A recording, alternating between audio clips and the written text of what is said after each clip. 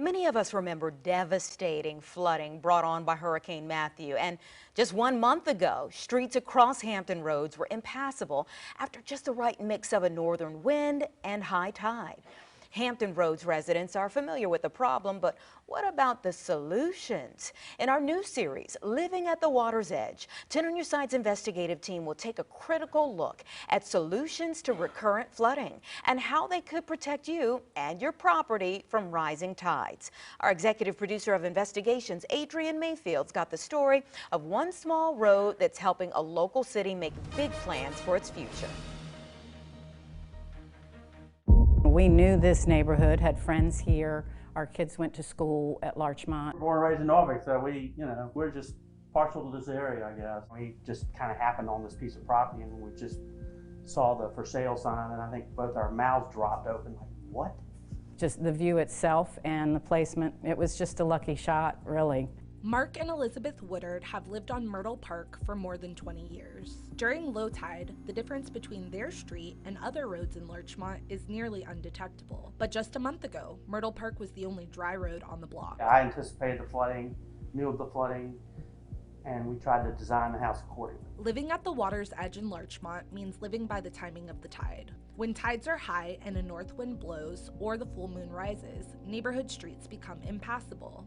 We knew we needed to be prepared. So depending on what time the tide was and whether or not we had to go to work, we would move the cars out of the driveway so that we could just walk to the cars regardless of the level of water. 3 ruined cars from the water underneath. So, before they built the street up, that was just by guess and by gosh most of the time, when is it time to give up on this car because there are holes in the bottom. About a decade ago, stormwater engineer John White was tasked with reducing recurrent flooding in Larchmont. A job easier said than done when the water view is the neighborhood's main draw. We have issues out here, but it's the idea is adapting to those issues. These people are here because they enjoy the water view. If you put a flood wall in front of their homes, that's not the solution that they're looking for. A solution the community could live with came down to the intersections on either side of Myrtle Park. The small road serves as a connector between 2 neighborhood exits. They elevated it 18 inches at a cost of $1.25 million.